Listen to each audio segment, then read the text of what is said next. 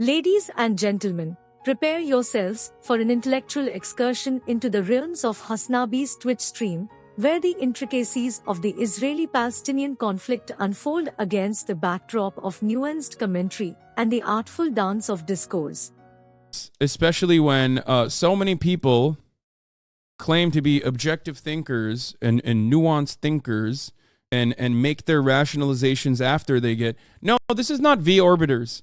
No, I will say it out loud. I do not believe that Vaush is one of these people, okay? 100%.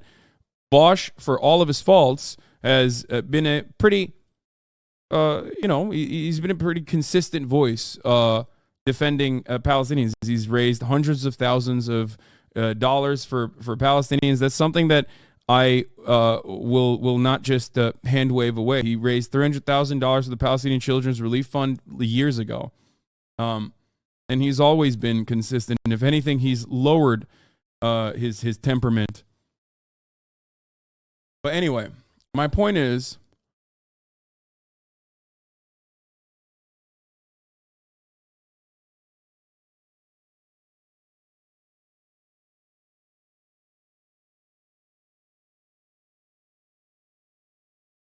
remember his take like 4 years ago on it? It was insane. Yeah.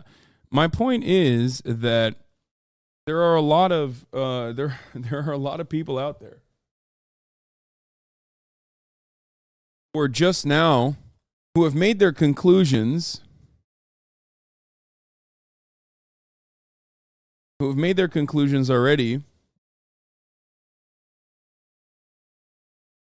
Fan just made an argument that ethnic cleansing is not always bad. I doubt that my fan made this argument. I don't know what you're talking about. But there are a lot of people out there who like kind of made their conclusions off of what the mainstream narrative is. And they are now desperately trying to make post hoc rationalizations that fit the assumptions that they're arriving at, which is the exact opposite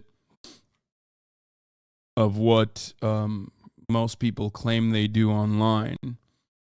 Very interesting to watch this happen, watch this unfold in real time. It seems like a pure projection when people say Hassan doesn't know what he's talking about and he just like cares exclusively about like having an anti-America position. My anti-America position has always been informed by America's gross history. I don't just simply say America bad. I say America bad, and here is why.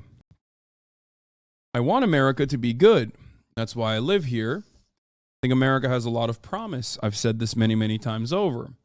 However, America bad for the time being until America decide to be good. Anyway,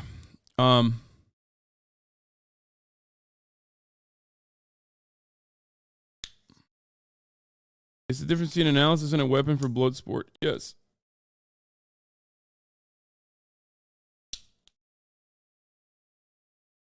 People that like to go on Wikipedia for 3 days and research the issue and pretend it's a matter of learning and having an objective opinion. You can't learn about vaccines just by reading Wikipedia. You need to rely on experts and consensus. You had numerous experts on, and you already knew tons about Palestinian oppression. Yes. I know that people will simply hand wave away all matter of criticism by simply stating, these guys are learning. They're learning now. I can't believe you're criticizing them for learning. Make no mistake. I think that a lot of people are correct in their criticisms, not because they're on people for quote unquote learning, but instead for making post hoc rationalizations after the fact, once they've already landed on certain conclusions that were not coming from an informed perspective, it seems. And if you're a hardliner without like understanding the long history of this conflict, it's very odd. I mean, it's a good time for many to just, sit their asses down and listen, maybe do some reading, and then come to conclusions.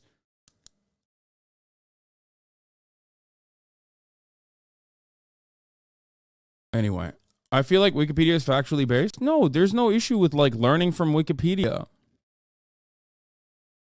I'm not saying that Wikipedia across the board is like bad or incorrect. I'm simply talking about, I do not have an issue with people trying to learn.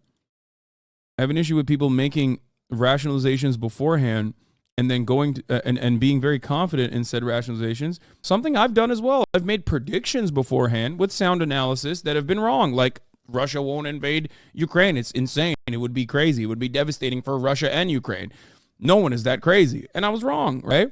And I was very confident in that prediction and immediately recognized that I was in the wrong and apologized for it and moved on. Many have not, but the point never was like, oh, don't learn about this. Don't learn about this. The Wikipedia is not a source stuff is an ancient argument. I'm not saying that Wikipedia is not a source. I never said that. My point is, this is not about learning or making fun of people learning.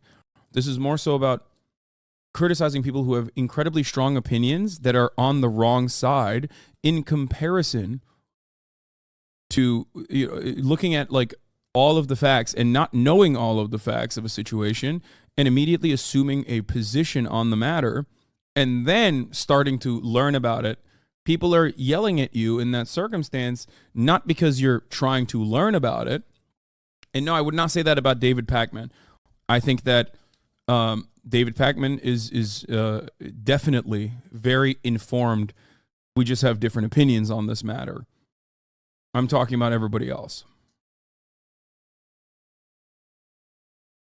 In this digital symphony, Hasanabi bestows praise upon the controversial yet consistent streamer Vaush for his unwavering pro-Palestinian stance and commendable fundraising endeavors. Hasanabi, ever the discerning critic, acknowledges Vaush's imperfections while highlighting his commitment to championing Palestinian rights and channeling substantial funds to the Palestinian Children's Relief Fund. This recognition, Hasanabi contends, is not a trivial accolade but a noteworthy achievement deserving of acknowledgement. A canvas of contrasts emerges as Hasanabi juxtaposes Vaush's dedication with the actions of those who, swayed by mainstream narratives, now seek to retrofit justifications for their positions on the Israeli-Palestinian conflict. Hasanabi, with keen insight, labels this phenomenon as projection, a psychological defense mechanism employed by individuals to reconcile their preconceived notions with emerging realities. He weaves a narrative that exposes the intricacies of bias and preconception within the context of a deeply polarized global discourse. The tapestry deepens as Hasanabi reflects on the accusations levied against him, suggesting that his anti-America stance lacks nuance. He dismantles this critique, laying bare the roots of his discontent, the fraught history of America, and his earnest desire for its betterment.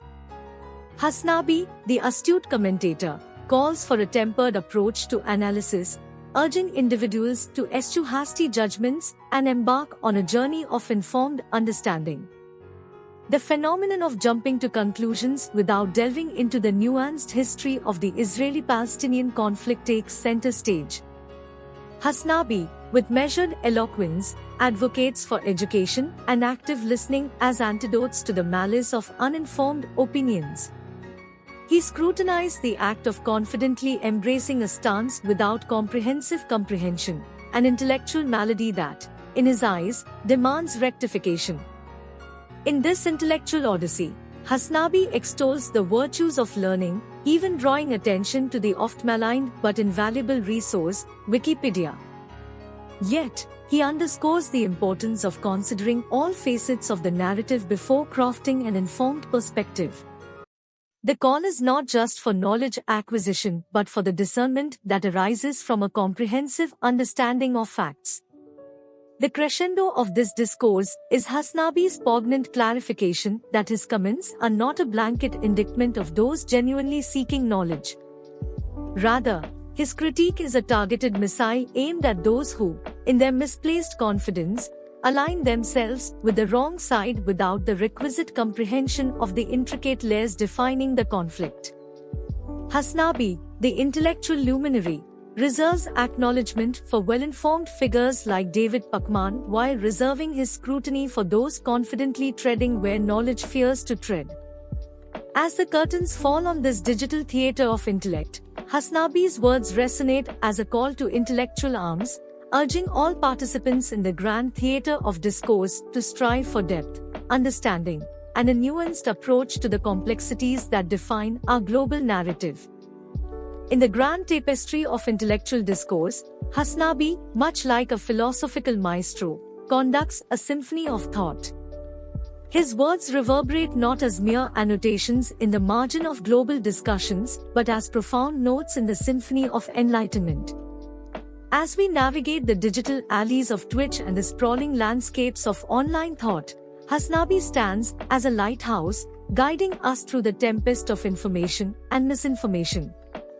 Consider this intellectual voyage akin to a dance of cerebral acrobatics, where ideas pirouette and somersault through the air, defying the gravitational pull of ignorance. Hasanabi, the virtuoso of virtual realms, beckons us to partake in this ballet of ideas, to pirouette with him through the corridors of knowledge, unraveling the complexities of geopolitics, socio-economics, and human understanding. In the carnival of opinions, Hasanabi emerges not as a mere participant, but as the ringleader of a cognitive circus.